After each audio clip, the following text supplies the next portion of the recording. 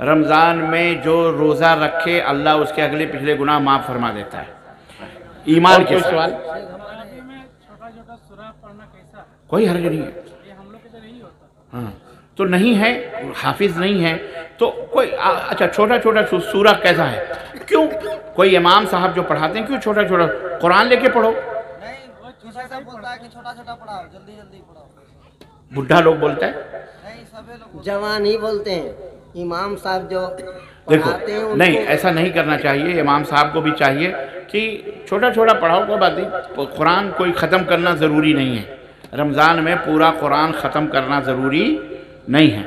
اگر کوئی کہتا ہے مجھے چھوٹی چھوٹی صورتیں یاد ہیں تو وہ حجت نہیں ہے، بلکہ امام کے لیے اگر قرآن یاد نہیں ہے تو ہاتھ میں قرآن لے کر ایک ایک صفحہ دو دو صفحہ، اگر وہ لوگوں کو شوق ہے کہ قرآن کو سنیں تو ایک ایک صفحہ دو دو صفحہ قرآن لے کر کے دیکھ کر کے پڑھا سکتا ہے.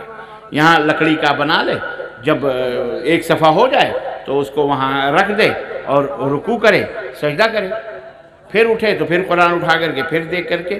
حضرت عائشہ رضی اللہ تعالی عنہا کا غلام حضرت زکوان تھے، چنانچہ حضرت زکوان کو حضرت عائشہ نے کہا قرآن دیکھ کر کے تم پڑھاؤ. وہ پڑھاتے تھے، قیام کرواتے تھے اور حضرت عائشہ رضی اللہ تعالی قیام کرتی تھی. تو یہ دلیل ہے اس بات کی کہ نفل نمازیں دیکھ کر کے قرآن پڑھ سکتے ہیں. آپ عام دنوں میں بھی تہجد پڑھ رہے ہیں، آپ چاہتے ہیں کہ آپ کا قرآن ختم ہو نماز میں تو آپ قرآن دیکھ کر کے پڑھیں، دو دو صفحے، ایک ایک صفحہ اور یا آدھا صفحہ. چھوٹی صورتیں لوگ تھکے والے ہیں تو کوئی بات نہیں، چھوٹی بھی پڑھ کر کے 8 رکعت 11 رکعت آپ پڑھ لیں، کوئی حرج اس میں نہیں ہے.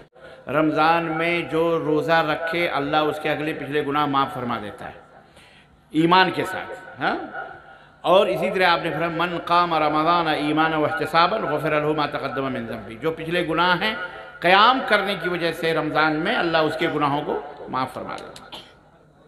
اب اللہ کے نبی نے جب دونوں فرمایا ہے روزہ بھی قیام بھی گناہوں کو معاف، تو آپ نے کتنا کیا ہے یہ دیکھنا ہے کہ آپ صلی اللہ علیہ وسلم نے کتنا قیام کیا ہے. تو آپ سارے حدیثوں کو سب کو کھنگال لیں، سب میں اللہ کے نبی صلی اللہ علیہ وسلم نے 8 رکعت اور 3 رکعت وتر 11 اور کبھی 13 5 رکعت کر دی تو 8 5 13 رکعت. ٹھیک ہے، اتنی رکعت آپ صلی اللہ علیہ وسلم رمضان ہو کہ غیر رمضان ہو یہ نماز پڑھا کرتے تھے. 3 دن آپ نے صحابہ کو بھی پڑھائی تو اتنی پڑھائی، اتنی نماز پڑھائی، تو اتنا نبی صلی اللہ علیہ وسلم سے ثابت ہے پڑھیں. اس کے علاوہ اگر آپ کو اور پڑھنا ہے تو آپ رات بھر نفل پڑھو، 12 پڑھو، 15 پڑھو، 20 پڑھو، 40 پڑھو، 45 پڑھو، 50 پڑھو. بعض ائمہ سے 60 60 70 70 رکعتیں بھی ثابت ہیں، کوئی حرج نہیں.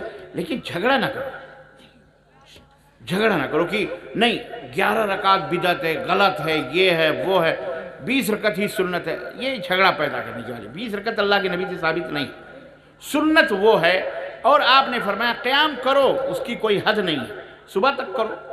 11 رکعت میں قیام پورا صبح تک ہو جائے یا رکعت بڑھا دو، رکوع سجدے چھوٹے کر لو، 18 کر لو، 40 کر لو، 45 کر لو، کوئی حرج نہیں. ٹھیک ہے، اللہ تعالی ہمیں عمل کی توفیق عطا فرمائے.